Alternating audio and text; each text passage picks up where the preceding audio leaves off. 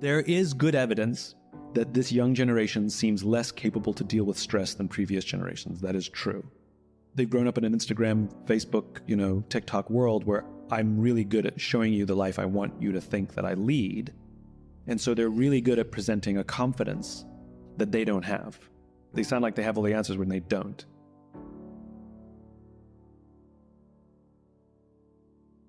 And they're accused of being entitled and narcissistic and self-interested, unfocused, lazy.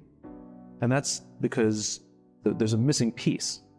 I can break it down into 4 pieces.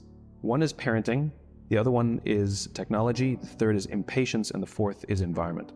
The generation, too many of them grew up subject to failed parenting strategies, where, for example, they were told that they were special all the time.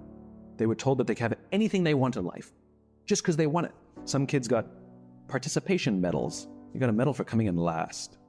So you take this group of people, and they graduate school, and they get a job, and they're thrust into the real world, and in an instant, they find out they're not special, their moms can't get them a promotion, that you get nothing for coming in last, and by the way, you can't just have it because you want it.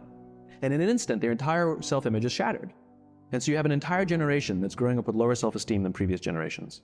The other problem, to compound it, is we're growing up in a Facebook, Instagram world. In other words, we're good at putting filters on things. And so everybody sounds tough, and everybody sounds like they got it all figured out. And the reality is there's very little toughness, and most people don't have it figured out. And they have no clue. Through no fault of their own. They were dealt a bad hand. Now let's add in technology. We know that engagement with social media and our cell phones releases a chemical called dopamine. Dopamine is the exact same chemical that makes us feel good when we smoke, when we drink, and when we gamble. In other words, it's highly addictive. We have age restrictions on smoking, gambling, and alcohol, and we have no age restrictions on social media and cell phones. And you have an entire generation that has access to an addictive, numbing chemical called dopamine through social media and cell phones as they're going through the high stress of adolescence. Why is this important? Almost every alcoholic discovered alcohol when they were teenagers. When we're very, very young, the only approval we need is the approval of our parents. And as we go through adolescence, we make this transition where we now need the approval of our peers. Very frustrating for our parents, very important for us. That allows us to acculturate outside of our immediate families into the broader tribe, right? It's a highly stressful and anxious period of our lives, and we're supposed to learn to rely on our friends. Some people, quite by accident, discover alcohol and numbing effects of dopamine to help them cope with the stresses and anxieties of adolescence. Unfortunately, that becomes hardwired in their brains, and for the rest of their lives, when they suffer significant stress, they will not turn to a person, they will turn to the bottle.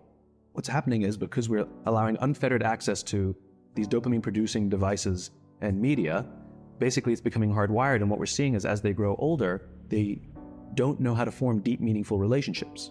Deep, meaningful relationships are not there because they never practice the skill set, and worse, they don't have the coping mechanisms to deal with stress. So when significant stress starts to show up in their lives, they're not turning to a person, they're turning to a device, they're turning to social media, they're turning to these things which offer temporary relief. People who spend more time on Facebook suffer higher rates of depression than people who spend less time on Facebook, right? If you're sitting at dinner with your friends and you're texting somebody who's not there, that's a problem. That's an addiction that sends a subconscious message to the room that you're just not that important to me right now. That's what happens. And the fact that you cannot put it away is because you are addicted, right? If you wake up and you check your phone before you say good morning to your girlfriend, boyfriend, or spouse, you have an addiction. And like all addiction, in time, it'll destroy relationships and it'll make your life worse. The grass is always greener. You have people who are going from relationship to relationship to relationship, from job to job to job to job. So you have a generation growing up that doesn't have the coping mechanisms to deal with stress. Now you add in the sense of impatience, right? They've grown up in a world of instant gratification. You want to buy something, you go on Amazon, it arrives the next day. You want to watch a movie? Log on and watch a movie. You don't check movie times. You want to watch a TV show? Binge. You don't even have to wait week to week to week.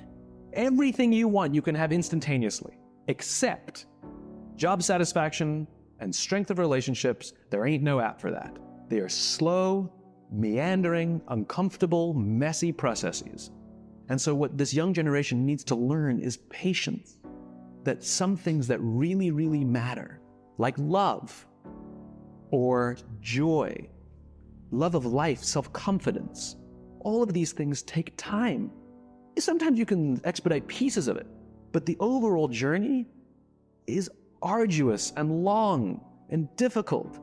And so I keep meeting these wonderful, fantastic, idealistic, hardworking, smart kids. They've just graduated school. They're in their entry-level job. And we put them in corporate environments that care more about the numbers than they do about the kids. They care more about the short-term gains than the long-term life of this young human being. And so we are putting them in corporate environments that aren't helping them build their confidence, that aren't helping them overcome the challenges of a digital world and finding more balance, that aren't helping them overcome the need to have instant gratification and teach them the joys and impact and the fulfillment you get from working hard on something for a long time that cannot be done in a month or even in a year. And the worst part about it is they think it's them. They blame themselves. They think it's them who can't deal. And so it makes it all worse. It's not. I'm here to tell them it's not them. It's the total lack of good leadership in our world today that is making them feel the way they do. And the transition we have to make is courage, because it is hard. It is hard to stand up against outside pressure. It is hard to stand up to an external constituency who's pushing you to do something for their short-term gain. It is hard. The 12-step program, we all joke about the first step, admitting you have a problem, but it's the 12th step that matters. If an alcoholic masters all 11 steps and not the 12th, it's highly likely they'll drink again. If they master the 12th step, they're much more likely to overcome the disease. The 12th step is the commitment to help another alcoholic. It's service. And this really is the most powerful thing in the world, which is, it's not about us, it's about others. You know, there's an entire section in the bookshop called self-help. There's no section in the bookshop called help others. And ironically, if we set out to help people solve the problems that we struggle with ourselves, that in turn is what teaches us the solution. And here's the folly. Courage is not some deep internal fortitude. Courage is external. Our courage comes from the support we feel from others. In other words, when you feel that someone has your back, you know that the day that you admit you can't do it, someone will be there and say, I gotcha. You can do this. That's what gives you the courage to do the difficult thing. It's the relationships that we foster. It's the people around us who love us and care about us and believe in us. And when we have those relationships, we will find the courage to do the right thing. So, do you love your wife? Yes. Prove it. Like, what's the metric? Give me the number that helps me know, because when you met her, you didn't love her. Now you love her. It's an impossible question, but it's not that it doesn't exist. It's that it's much easier to prove over time. And so, if you were to go to the gym and you work out and you come back and you look in the mirror, you will see nothing. And if you go to the gym the next day and you come back and you look in the mirror, you will see nothing. So clearly there's no results, can't be measured, it must not be effective. Like in a relationship, I bought her flowers and I wished her happy birthday, and she doesn't love me. Clearly I'll give up. You know, that's not what happens. If you believe there's something there, you commit yourself to an act of service. You commit yourself to the regime, the exercise. But if you stick with it consistently, I'm not exactly sure what day, but I know you'll start getting into shape. I know it. And the same with the relationship. It's not about the events. It's not about intensity. It's about consistency, right? You go to the dentist twice a year, your teeth will fall out. You have to brush your teeth every day for 2 minutes. What does brushing twice a day for 2 minutes do? Nothing.